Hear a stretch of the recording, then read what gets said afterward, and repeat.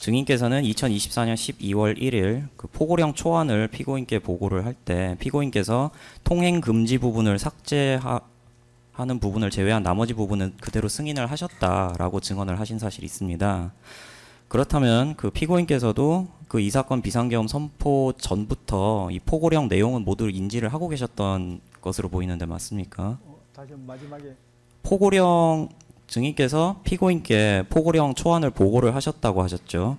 거기에 대해서 피고인께서는 통행 금지 부분을 삭제하고 예. 나머지는 승인을 하셨다고 예. 말씀하셨습니다. 그렇다면 피고인께서도 이 사건 비상계엄 선포 전에 이미 이 포고령 1호의 내용은 전부 인지를 하고 있었다는 것으로 보이는데 맞습니까? 예, 12월 1일 날 제가 보고를 드렸으니까 아마 그때 상세히는 안 보셨지만 대략적으로는 어떤 내용이 있구나 하는 것은 알고 계셨을 겁니다. 그 포고령 따로 제시는 하지 않고 포고령 내용에 대해서 몇 가지 질문 드리겠습니다. 포고령 제1호는 국회, 지방의회 등의 정치활동을 일체 금한다는 내용이 있고, 그리고 포고령 그리고 이제 5항에서는 모든 의료인은 48시간 이내에 본업에 복귀할 것을 명한다. 이런 내용이 확인이 되는데 최소 이틀 이상 이 내용들을 종합하면 최소 이틀 이상 비상계엄이 지속되는 것을 전제를 하고 있습니다. 이는 피고인과 증인께서도 이 사건 비상계엄이 단발성으로 끝날 것이라는 생각은 하지 않았던 것을 의미하지 않습니까?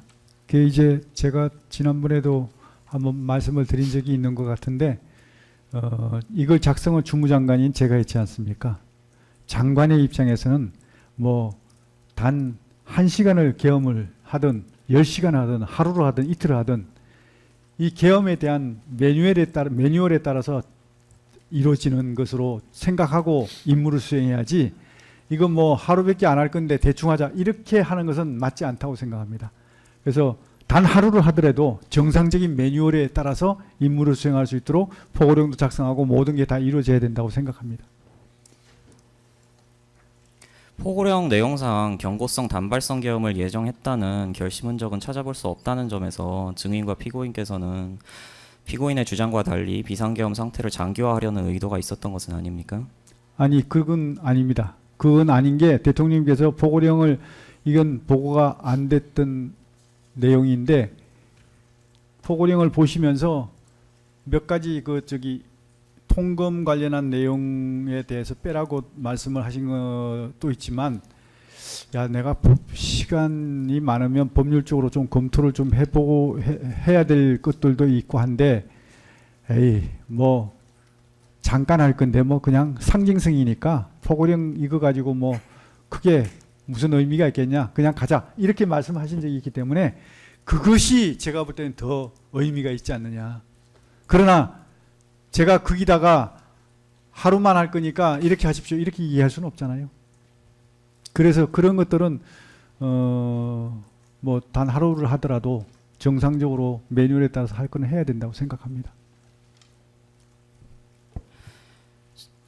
증인께서는 이게 그 피고인으로부터 이 사건 비상계엄이 금방 끝날 것이란 말을 들은 사실은 있지만 이를 이제 이진우, 곽종근, 여인영 등 사령관들에게는 그 전달을 한 사실은 있습니까? 없습니다. 당연히 전달 안 했습니다.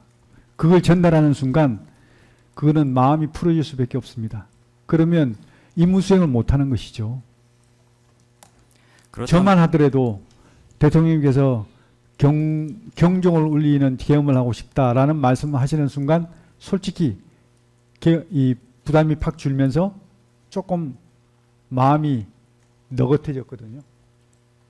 그러면 안 되죠.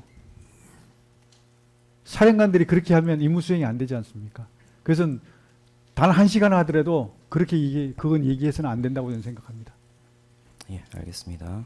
그렇다면 국무회의 과정에서 피고인이나 증인께서 국무위원들에게 이 사건 비상계엄은 경고성 계엄이다, 금방 해제될 것이다 라는 취지로 말한 사실은 있습니까? 그것도 얘기해서는 안 된다고 생각합니다. 그 이유는 무엇입니까? 당연히 그렇게 하면 장관들도 마음이 풀어질 것이고 그렇게 하게 되면 뭐 아마 금방 퍼지지 않겠습니까? 전 돌아서면 다 퍼질 것 같은데요. 야 이거 경고성 계엄이니까 곧 끝날 거야. 이렇게 다 퍼질 것 같습니다. 언론에도 나올지도 모르죠. 그렇게 되면 임무 수행이 안 되지 않습니까? 그거는 보안을 지켜서 임무 수행을 해야 될 사안이라고 저는 생각합니다. 당시 국무위원들 다수가 이 사건 국무위원들 중에 일부가 그 계엄 선포에 대해서 우려를 표명을 하고 반대를 하는 상황이었다라는 취지로 증언을 하셨는데 경고성 계엄이나 메시지 계엄이나 이런 취지로 설명을 하면서 국무위원들을 설득할 생각은 없으셨습니까? 그거는 해서는 안 된다고 생각합니다. 그렇게 하는 순간 바로 전 뭐 언론에 다 나갈 거라고 생각합니다. 경고성 계엄이나 메시지 계엄이라는 것은 이 사건 비상계엄이 그 조기에 종료됨으로써 종료된 이후에 피고인과 증인께서 사후에 만들어낸 논리는 아니었습니까? 네? 사후에 만들어낸 논리는 아닙니까? 아닙니다.